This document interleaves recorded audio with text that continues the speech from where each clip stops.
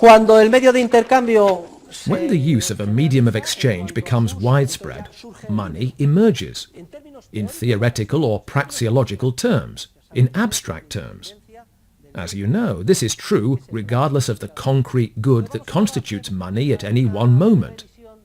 So, now we are going to briefly review a series of very important characteristics which belong to money, and which I want to make quite clear to you. The first is that commonly accepted media of exchange, that is, monetary units, are economic goods, and therefore scarce by definition. In other words, if a type of money were superabundant and no longer scarce, it would not continue to be money. Money must be scarce if it is to fulfill its function as a medium of exchange and have value. There is no greater error than to think all economic problems would be solved if the quantity of money increased. That is a monumental error. Money must be scarce. Furthermore, any amount of money can perform its function optimally as a medium of exchange. As long as money is scarce, its quantity is irrelevant. Let no one say the gold contained in 3 Olympic swimming pools is very little money for the billions of us who live in the world. The quantity is irrelevant. In fact, the less money there is, the greater the store of value it provides, and the better it fulfills its function. As long as it is scarce, any amount of money performs its function optimally as a medium of exchange. What is important is not the quantity of money, but the occurrence in the process of increases or decreases in the money supply. This, as we will see, does cause severe distortions. Do not think that money as a medium of exchange should be more plentiful, and that if it were more plentiful, we would be wealthier. If the quantity of paper currency, of fiduciary monetary units, I am offering this example, and I am setting gold aside for now, because apart from the demand for it as a medium of exchange, there is also industrial demand for it. Gold is used in jewelry, industrial processes, etc. We will set this aside. As a medium of exchange exclusively, the volume of money is irrelevant as long as money is scarce. Even doubling the volume would not make us richer, nor would reducing it by half make us poorer. If tonight the paper money balances of all of us were doubled, do you think that tomorrow we would have more vehicles, more buildings, more food, more suits? No? If we set aside for the moment the industrial demand for a medium of exchange, or the demand for it as a consumer good, an increase in the volume of a medium of exchange does not enrich anyone. That is why I have left gold aside now, and have referred to paper money.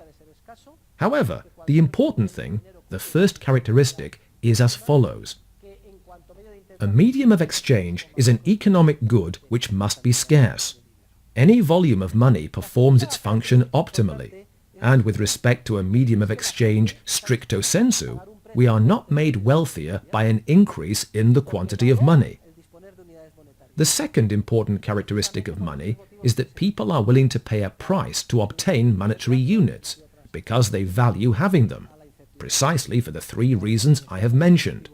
To have a medium of exchange, the transaction motive, or to face the uncertainty of the future, which Keynesians call the speculative motive.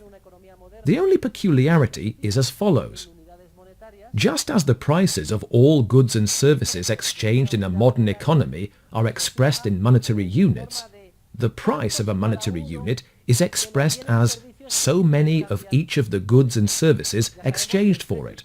As we know, in 2-sided competition, the price is determined by the subjective valuations of the marginal pairs, and if they determine that a horse is exchanged for 220 monetary units, what I am saying is that each exchange can be viewed from 2 perspectives.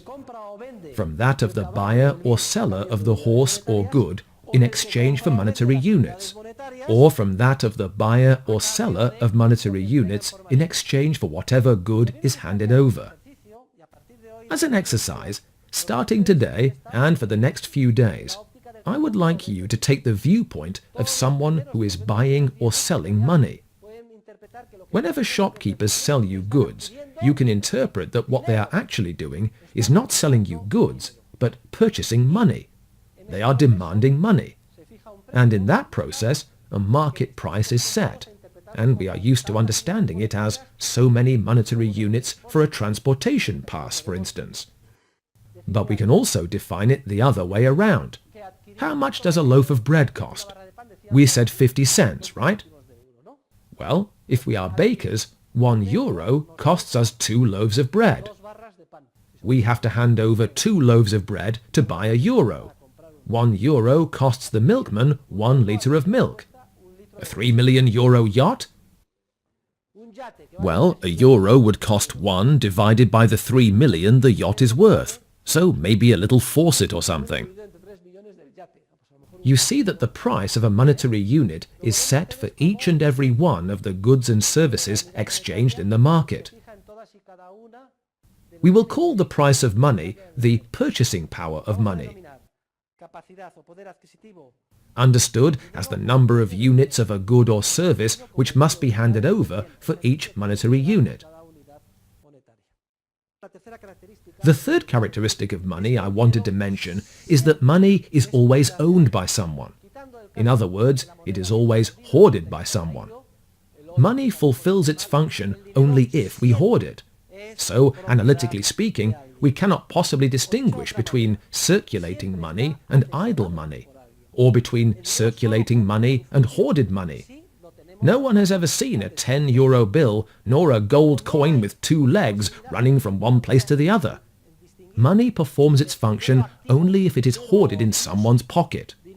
Those who criticize and say that money must be put into circulation are actually issuing a value judgment, because what they are really saying is, in my personal opinion, your cash balance is too high. Please lower it. How? By giving it to me. Buy my goods. Those who find fault with the supposedly high cash balances we human beings maintain are speaking out of self-interest. We maintain them because our subjective valuations indicate to us that, to cope with uncertainty or the problem of the double coincidence of wants, we need certain balances. From a scientific standpoint, there is no way to justify the claim that cash balances are too high or too low, if we keep in mind that those balances are always entirely hoarded. Now, we could consider a society such as one made up of those of us here in class today, and we could offer this example. Let us all empty our pockets. According to our subjective valuations, each of us has decided to carry some cash with us at the moment. So, what I would like to point out now is the following. Take a look at the money you have. We must not confuse a demand for money with a demand for wealth. When people say they would be willing to have any amount of money, they are simply lying. What they mean is they have an enormous demand for wealth. Today, the national lottery was held. Someone won. Imagine someone had 10 tenth share tickets and won €30 million. Do you think that person will collect the €30 million in bills and take them home like Uncle Scrooge to a room in the house? No. When we say we want a lot of money, it is not that we want sky-high cash balances. We want a lot of money so that we can spend it. Buy a better house, a Rolls-Royce, a yacht, whatever. In fact, the wealthier people are, the lower their cash balances usually are. They used to say Rockefeller never carried more than a few cents. When moralists made the accusation, "You are always after money," they are speaking roughly, and they are wrong. They are attributing all the evils of society to money. I repeat, money is the quintessential social institution, and society could not exist without money. What moralists really mean to criticize is our disordered desire for wealth over other values, but not our desire for money. Of course, there may be pathological cases, like Uncle Scrooge from Walt Disney cartoons, who only liked having piles of gold coins and counting them again and again. But apart from those pathological cases, we demand money in order to spend it. What we have an unlimited demand for is wealth, not money.